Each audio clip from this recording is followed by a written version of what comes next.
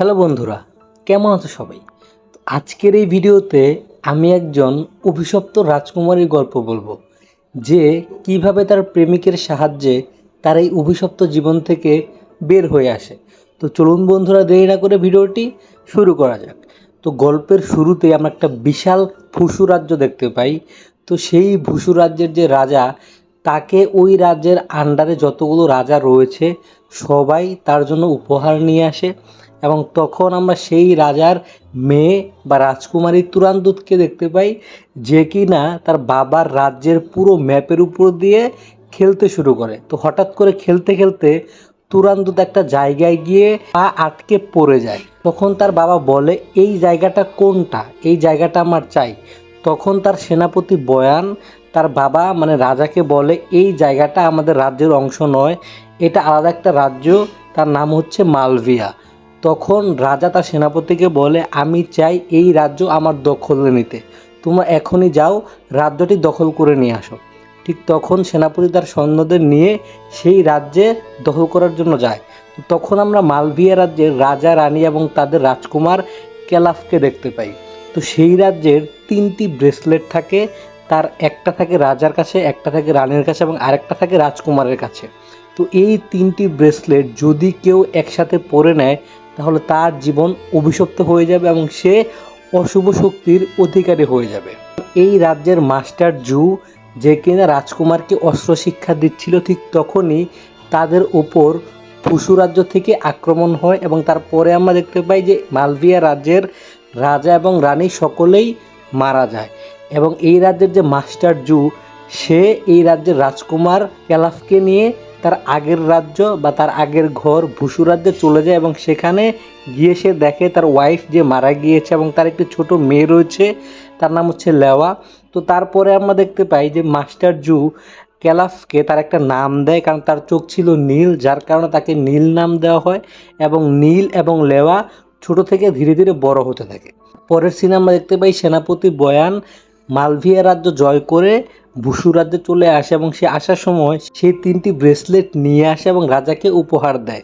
তো তারপরে রাজার কন্যা তুরান্দুত কিনা সেই ব্রেসলেটগুলো নিজের হাতে পরে নেয় এবং সাথে সাথে আমরা দেখতে পাই সেই ব্রেসলেটগুলো রাজকুমারীর হাতে একদম লেগে যায়। অনেক চেষ্টা করেও সেই ব্রেসলেটগুলো আর সরাতে পারে না এবং একটা সময় সে অভিশপ্ত হয়ে যায়। তার চারদিকে সে কোনো রঙিন বস্তু দেখতে পায় না, সে শুধু সাদা এবং কালো দেখতে পায়। রাজা অনেক চেষ্টা করেও তাকে সুস্থ করতে পারে না। তখন তান্ত্রিক এসে রাজাকে বলে, এটা হচ্ছে এমন 3টা ব্রেসলেট, যেই 3টা কোনো মানুষের হাতে পড়লে সেই মানুষটা অভিশপ্ত হয়ে যায় এবং রাজকুমারী তুরান্দুত 15 বছর পর এই ব্রেসলেট 3টা নিজের হাত থেকে ছোটাতে পারবেন। সেটা করতে হলে তাকে অবশ্যই তার প্রেমিকের সাহায্য নিতে হবে, তার প্রেমিককে 3টি ধাঁধার উত্তর দিতে হবে, যার ফলে রাজকুমারী এই অভিশাপ থেকে মুক্ত হতে পারে।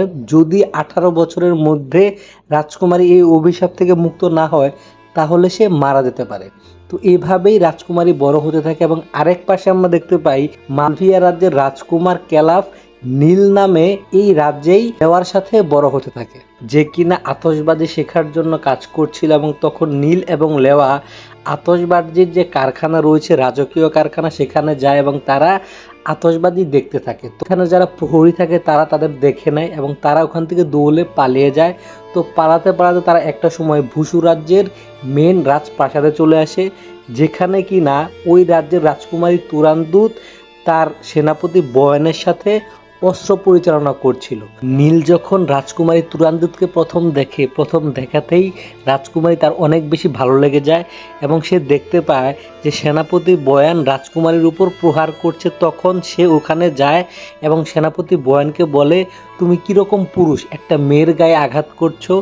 তখন বয়ান তাকে বলে, তুমি তাহলে আমার সাথে যুদ্ধ করো। তারপর তারা দুজনে তলোয়ার নিয়ে যুদ্ধ করতে থাকে। তখন রাজকুমারী তুরান্দু তার সুপার পাওয়ার ব্যবহার করে সেনাপতি বয়ানকে সেখান থেকে চলে যেতে বলে এবং সে নীলকে বলে কাল থেকে সে নীলের কাছে অস্ত্র শিক্ষা করবে।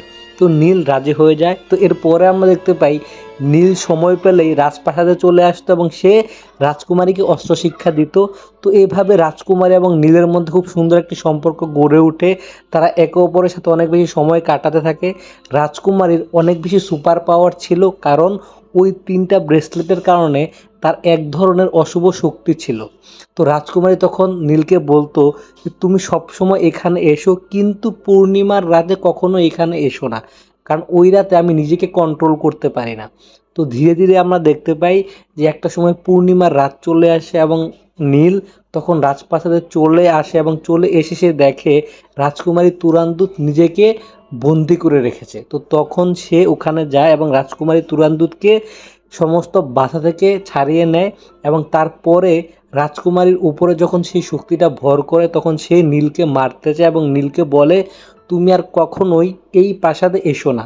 তারপর নীল সেখান থেকে চলে যায়। তারপরে আমরা দেখতে পাই যে নীল ওই রাজ্যের সৈন্যবাহিনীতে যোগদান করে এবং একটা সময় রাজা ঘোষণা করে যে তার মেয়ের 3টি ধাঁধার উত্তর দিতে পারবে, মানে যে তার মেয়েকে অভিশাপ থেকে মুক্ত করতে পারবে, সে তাকে ওই রাজ্যটা লিখে দেবে এবং তার মেয়ের সাথে বিয়ে দিবে।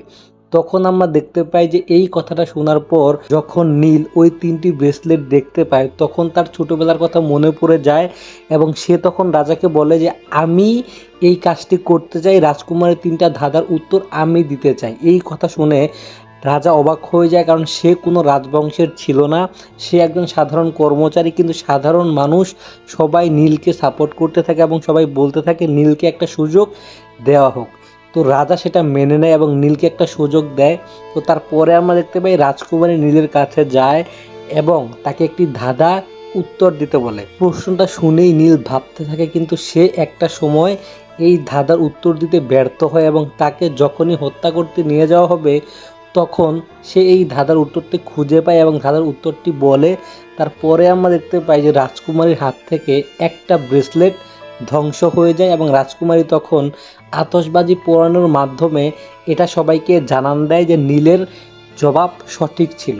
তারপর নীলকে আর মারা হয় না, সেখান থেকে নিয়ে আসা হয় এবং সবাই নীলের অনেক প্রশংসা করতে থাকে। এটা দেখে সেনাপতি বয়ান খুবই হিংসে হয়, কারণ সে চাচ্ছিল এই রাজ্যের রাজা হতে এবং রাজকুমারীকে বিয়ে করতে। তাই সে পরিকল্পনা করে পরের দিন নীল যদি প্রশ্নের উত্তর সঠিকও দেয় তারপরেও যেন কোনো বাজি না পোড়ানো হয় এবং সে ওইভাবেই সমস্ত কিছু সেট আপ করে রাখে। তারপরের দিন আবার নীলকে রাজকুমারী আরও একটি ধাঁধার প্রশ্ন করে এবং নীল তখনও সাথে সাথে ধাঁধার উত্তরটি দিতে পারে না, সে অনেকটা সময় নেয় এবং একটা পর্যায়ে সে যখন ধাঁধার উত্তর দিতে ব্যর্থ হয় তখন তাকে আবারও মারার জন্য নিয়ে যাওয়া হয় এবং তাকে অনেকগুলো টুকরো করবে বলে তার শরীর থেকে কিছু কিছু অংশ কাটতে থাকে। ঠিক তখনই নীল তার ধাঁধার উত্তরটি পেয়ে যায় এবং সে ধাঁধার উত্তরটি দেয়।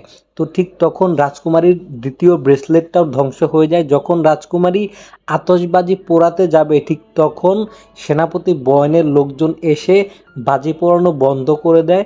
তো তখন নীলকে হত্যা করতে নেয় এবং তখনই রাজকুমারী তার সুপার পাওয়ার ব্যবহার করে উড়ে এসে সবাইকে জানান দেয় নীলের প্রশ্নের জবাব সঠিক ছিল, তার আরও একটি ব্রেসলেট ধ্বংস হয়ে গিয়েছে। তো এটা দেখে রাজা অনেক বেশি খুশি হয়, কিন্তু সেনাপতি বয়ান আরও বেশি রেগে যায় এবং সে পরিকল্পনা করে সে নীলকে হত্যা করবে। তো তার পরের সিনে আমরা দেখতে পাই নীলের তার ছোটোবেলার অনেক কিছুই মনে পড়ে যায় এবং তখন মাস্টার জু নীলকে তার ছোটোবেলাকার সকল ঘটনা বলে দেয় যে তার নাম নীল নয়, তার নাম হচ্ছে ক্যালাফ, যে কিনা মালভিয়া রাজ্যের রাজকুমার এবং মালভিয়া রাজ্যটি এই রাজ্যের রাজাই ধ্বংস করেছিল, যার কারণে নীল অনেক বেশি রেগে যায় এবং সে রাজকুমারীর আর কোনো ধাঁধার উত্তর দেবে না বলে ঠিক করে এবং সে এই রাজ্য থেকে চলে যেতে থাকে। ঠিক তখনই রাজকুমারী সেখানে চলে আসে এবং নীলকে বলে তুমি আমাকে ছেড়ে কেন যাচ্ছ, তুমি আমাকে সাহায্য করো, কিন্তু নীল সেটা করতে চায় না।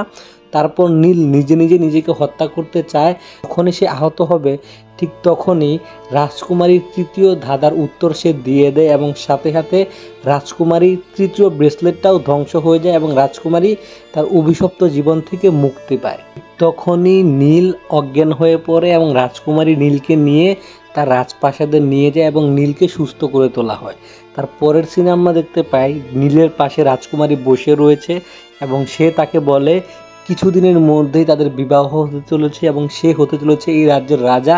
যেটা শুনে নীল অনেকটাই রেগে যায়, কারণ সে জানে এই রাজ্যই তার রাজ্যকে ধ্বংস করে দিয়েছে। তো সে রাজকুমারী বিয়ে করবে না বলে জানান দেয় এবং সে ওখান থেকে চলে যেতে নেয়।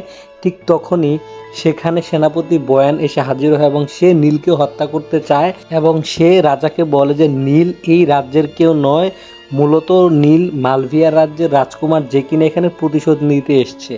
ঠিক তখনই রাজকুমারী তুরান্দুত এসে পড়ে এবং সে সত্য ঘটনাটি বলে দেয় যে অনেক বছর আগে যখন তারা মালভিয়া রাজ্যের উপর আক্রমণ করেছিল, এই পুরো কাজটাই করেছিল সেনাপতি বয়ান ইচ্ছে করে, কারণ তাকে কখনোই ওই রাজ্যকে আক্রমণ করার জন্য বলা হয়েছিল না, তাকে বলা হয়েছিল বন্ধুত্বের প্রস্তাব দেওয়ার জন্য।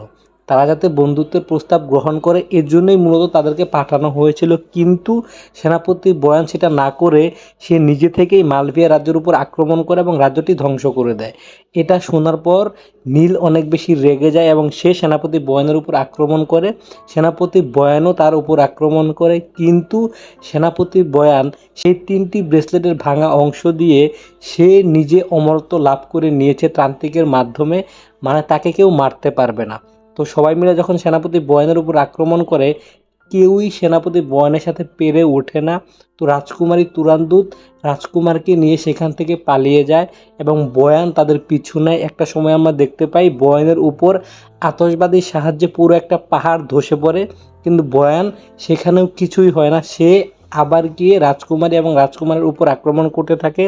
ঠিক তখন আমরা দেখতে পাই রাজকুমারী নিজে এসে বয়ানকে আঘাত করে এবং রাজকুমারীকেও বয়ান আঘাত করে। ঠিক তখনই রাজকুমারীর শরীরের রক্ত বয়ানের শরীরে গিয়ে লাগে এবং বয়ান মারা যায় এবং তার একটু পরে আমরা দেখতে পাই রাজকুমারীও অনেক বেশি আহত হওয়ার কারণে সেও ধীরে ধীরে মারা যেতে থাকে। তো এভাবেই রাজকুমারী একটা পর্যায়ে আমরা দেখতে পাই সে মারা যায়। রাজকুমারী মারা যাওয়ার পর নীল বা ক্যালাফ সে তার পুরনো রাজ্য মালভিয়াতে ফিরে যায়, সেখানে গিয়ে সে আবার নতুন করে বসবাস করা শুরু করে। তো এভাবে এই গল্পটা ধীরে ধীরে শেষ হয়ে যায়, যেখানে আমরা দেখতে পাই যে অভিশাপ জীবন থেকে মুক্তি পাওয়ার পরেও রাজকুমারী শেষে গিয়ে মারা যায়। তো বন্ধুরা, কেমন লাগলো ভিডিওটি? যদি গল্পটা ভালো লেগে থাকে তাহলে অবশ্যই ভিডিওটা লাইক, কমেন্ট এবং শেয়ার করতে ভুলবেন না। আর যদি আপনি আমাদের চ্যানেলে নতুন হয়ে থাকেন তাহলে অবশ্যই চ্যানেলটি সাবস্ক্রাইব করে যাবেন। দেখা হচ্ছে নেক্সট ভিডিওতে। Till then take care, bye by.